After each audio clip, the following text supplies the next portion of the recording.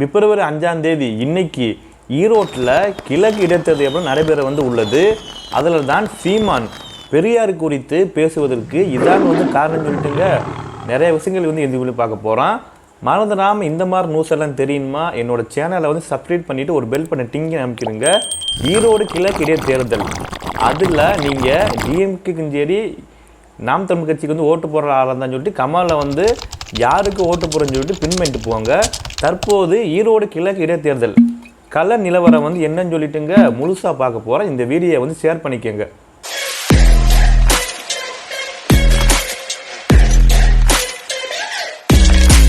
பிப்ரவரி 5ஆம் தேதி அன்று நடக்க உள்ள ஈரோடு கிழக்கு சட்டமன்ற தொகுதி இடைத்தேர்தலில் வழக்கமான இடைத்தேர்தலும் சரி பரபரப்பும் சரி அரசியல் பிரமுகர்களின் அரசியல் மற்றும் பரபரப்பும் சரி பார்க்க முடியவில்லை. முக்கிய எதிர்க்கட்சிகள் போட்டியிட நிலையில் திமுக மற்றும் நாம் தமிழ் கட்சி வேட்பாளர்கள் களத்தில் நின்று மோதுகின்றார்கள். இந்த தேர்தலில் முடிவுகளை விட இவ்விரு கட்சிகளில் எந்த கட்சிகள் வாக்குகள் வங்கி கூடுகிறதோ குறைகிறதோ என்பது குறித்து தான் எதிர்பார்ப்புகள் அதிகமாக இருக்கிறது. ஈரோடு கிழக்கு சட்டமன்ற தொகுதியில் களத்தில் பிரச்சாரம் எவ்வாறு நடைபெற உள்ளது. இன்னைக்கு தான் எலெக்ஷன் நடைபெற இருந்து உள்ளது. ஈரோடு கிழக்கு சட்டமன்ற தொகுதியில் கடந்த 2021ஆம் ஆண்டு சட்டமன்ற தேர்தலில் முன்னாள் தமிழ்நாடு காங்கிரஸ் கமிட்டி தலைவர் EVKS இளங்கோவின் மகன் திருமகன் ஈவேரா போட்டியிட்டு வெற்றி பெற்று உள்ளனர். எப்பன்னா 2021 சொல்றேன் நான். கடந்த 2023ஆம் ஆண்டு ஜனவரி 4 அன்று அவர் மாரடைப்பால் மரணமடைந்து உள்ளனர். அதனைத் தொடர்ந்து தான் கடந்த 2023ஆம் ஆண்டு பிப்ரவரி 27ஆம் தேதி அன்று அங்கு மீண்டும் இடத்தில் நடைபெற்று உள்ளது. அதில் தான் அவரது தந்தை EVKS இளங்கோவன் போட்டியிட்டு வெற்றி பெற்றுள்ளனர். கிட்டத்தட்ட 34 ஆண்டுகளுக்கு பின் தான் சட்டமன்ற உறுப்பினராக தேர்வு செய்யப்பட்டுள்ள இளங்கோவன் அந்த பதவிக்காலம் முடிவுக்கு முன்பாக கடந்த 2024ஆம் ஆண்டு அன்று டிசம்பர் 14ஆம் தேதி உடல்நல குறைவால் காலமாய் உள்ளனர். இதனால் ஈரோடு கிழக்கு இடைத்தேர்தல் சட்டமன்ற தொகுதியில் உறுப்பினர் பதவி மீண்டும் காலியிடமாக அறிவிக்கப்பட்டு வரும் பிப்ரவரி 5ஆம் தேதி அன்று வாக்குப்பதிவு எலெக்ஷன் எப்போனா நடக்க போக உள்ளது. கடந்த 2021ஆம் ஆண்டில் தான் கடந்த 4 ஆண்டுக்குள் இந்த தொகுதியில் 3ஆம் முறையாக தேர்தல் நடப்புக்கு உள்ளது. 2023ஆம் ஆண்டில் தான் நடந்த இடைத்தேர்தலில் சுமார் 2,26,000 வாக்குகள் இருந்து இந்த தொகுதி இப்போது சுமார் 2,27,000 வாக்குகள் வாக்காளர்கள் லிஸ்ட்டில் எப்போ இடம்பெற்றுள்ளனர். இந்த இடைத்தேர்தலில் போட்டியிடுவதில்லை என்று அதிமுக அறிவித்து உள்ளது. முக்கியமாக நம்ம பிஜேபி பாரதிய ஜனதா கட்சியும் புறக்கணித்து விட்டு உள்ளது. புதிதாக துவங்கப்பட்டு உள்ள நடிகர் விஜயின் தமிழக வெற்றி கழகம் போட்டியிடுமாறு எதிர்பார்க்கப்பட்ட நிலையில் அக்கட்சியினர்கள் எந்த ஒரு அறிவிப்பு வெளியிடவில்லை. ஐக்கிய முற்போக்கு கூட்டணியில் காங்கிரஸ் கட்சிக்கு ஒதுக்கப்பட்டிருந்த இந்த சட்டமன்ற தொகுதியில் தற்போது திமுக போட்டியிட உள்ளது. முக்கிய எதிர்க்கட்சிகள் அனைத்தும் தேர்தலை புறக்கணித்து விட்ட நிலையில் நாம் தமிழ் கட்சி மட்டுமே இந்த தொகுதியில் வேட்பாளரை நிறுத்தி உள்ளது. திமுக சார்பில் கட்சியின் கொள்கை பரப்பு இணைச் செயலாளர் சந்திரகுமார் அவரும் சரி நாம் தமிழ் கட்சியின் சார்பில் சீதா லட்சுமி களமிறங்கி உள்ளனர். சந்திரகுமார் கடந்த 2011ஆம் ஆண்டிலிருந்து 2016ஆம் ஆண்டு காலகட்டத்தில் இதோ தொகுதியில் தான் தேமுதிக சார்பில் போட்டியிட்டு வெற்றி பெற்றவர் தான்.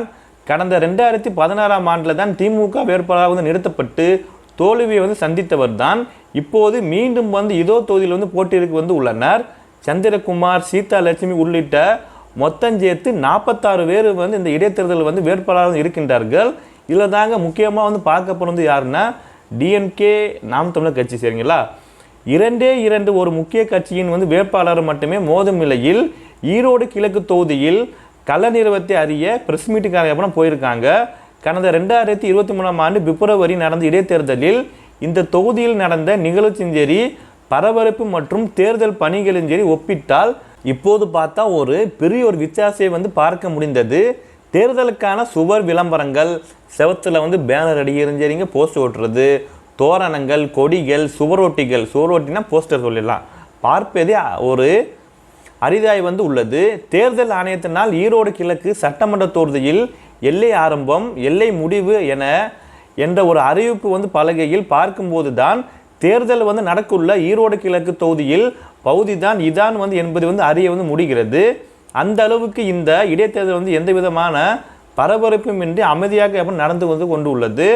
அதுபோல தான் கடந்த இடைத்தேர்தலில் இருந்த அளவுக்கு பணம் புழக்க வந்து இப்போது இல்லை என பேசிய இத்தொகுதியின் வாக்காளர்கள் பலர் வந்து எப்படி சொல்லியிருக்காங்க.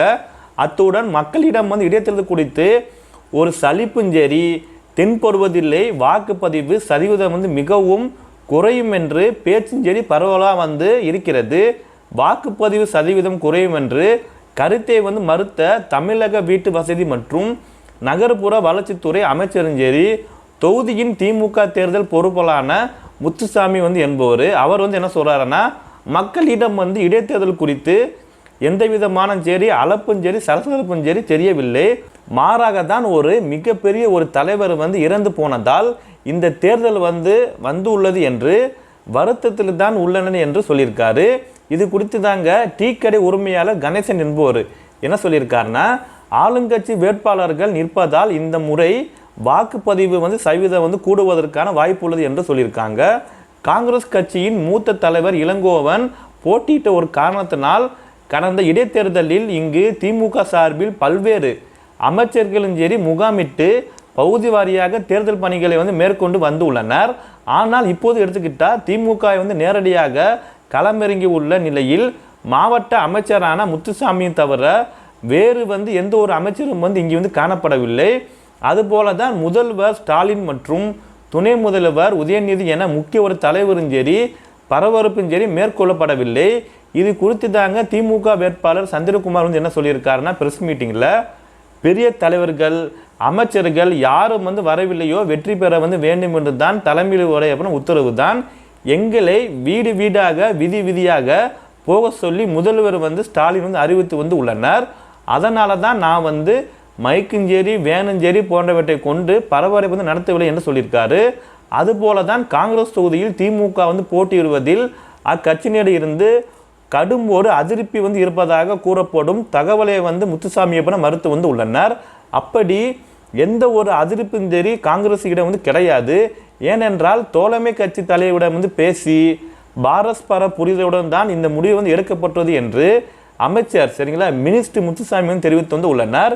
இந்த தொகுதியில் வந்து போட்டியிட வாய்ப்பு கேட்டு வந்த ஈரோடு தெற்கு மாவட்ட காங்கிரஸ் தலைவர் மக்கள் ராஜாவிடம் வந்து இது குறித்து கேட்டபோது வருத்தம் இருக்கிறது, அதிருப்தி வந்து கிடையாது.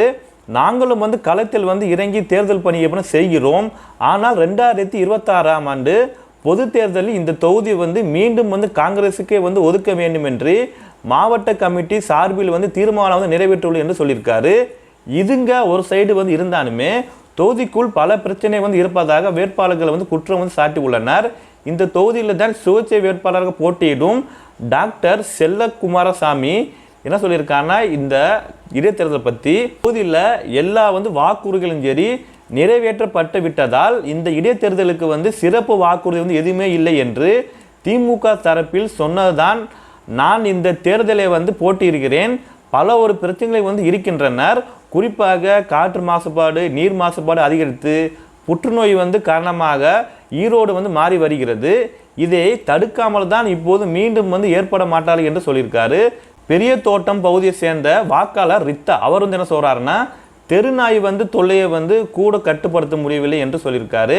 அதனால தான் தன்னை போன்ற எளிய ஒரு வாக்காளருக்கு ஆளுங்கட்சி உட்பட்ட எந்த ஒரு கட்சியின் மீது நம்பிக்கை வந்து இல்லை எதுவும் கூறிய அவர், ஆனாலும் தேர்தலில் வந்து ஏதாவது ஒரு கட்சிகளுக்கு வந்து வாக்களிப்போம் என்று சொல்லியிருக்காரு. இது போல தான் பெரிய குறைகள் வந்து பட்டியலை வந்து அடுக்கி நாம் தமிழர் கட்சி வேட்பாளரான சீதா லட்சுமி நகரில் வந்து ரோடுகள் சரியில்லை, குப்பைகள் வந்து குவிந்து உள்ளனர், கொசுக்கள் தொல்லை வந்து அதிகமாக வந்து உள்ளது, மாசு அதிகரித்து உள்ளது, மஞ்சள் நகரம் வந்து என்று அழைக்கப்பட்டு உள்ள ஈரோடு இப்போது புற்றுநோய் வந்து நகரமாய் விட்டு உள்ளது. இதெல்லாம் வந்து தீர்வு என்று என ஆளுங்கட்சியிடம் வந்து கேளுங்கள் என்பதுதான் நான் வந்து எனது பரபரப்பை வந்து முக்கியமாக வலியுறுத்தினேன் என்று சொல்லியிருக்காங்க. திமுக வேட்பாளர் சந்திரகுமார் அவர் என்ன சொல்கிறாருன்னா, தொகுதிக்குள்ள வந்து எந்த ஒரு பிரச்சனை வந்து கிடையாதான், எதிர்ப்பு வந்து எதுவுமே இல்லை, மக்கள் வந்து குறை சொல்லவில்லை, கோரிக்கை வந்து வைக்கின்றார்கள், அதையும் சரி திமுகவில் தான் நிறைவேற்ற முடியும் என்று நம்புகிறார்கள். நீர்நிலை வந்து புறம்போக்கில் இருப்பவர்களிடம் பட்டா வந்து கொடுப்பதில் உச்சநீதிமன்ற உத்தரவு சிக்கல் வந்து உள்ளது. மாற்று இடம் வந்து தர முடியாது, 3000க்கு அதிகமான மாற்று வீடுகள் வந்து தயாராக வந்து உள்ளது, அதற்கு ஒப்புக்கொண்டால் தான் உடனே வந்து வீடுகளை ஒதுக்க அரசு வந்து தயாராக உள்ளது என்று சொல்லியிருக்காரு. களத்தில் திமுக எதிர்க்கும் ஒரே ஒரு பிரதான கட்சி என்பதால் நாம் தமிழர் கட்சியிடம் வந்து கூடுதல் ஒரு உற்சாகம் வந்து தெரிகிறது.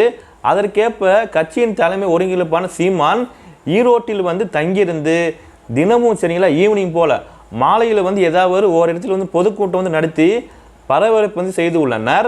நகரின் வந்து முக்கிய ஒரு வணிக பகுதியில் நாம் தமிழர் கட்சி சார்பில் ஒரு பிரம்மாண்டமான தேர்தல் அலுவலகம் வந்து எப்படின்னா அமைத்து அங்கு நூற்றுக்கணக்கான ஒரு பேருக்கு எப்படின்னா தங்கியிருந்து தேர்தல் பணி வந்து செய்வது எப்படின்னா பார்க்க வந்து முடிந்து உள்ளது.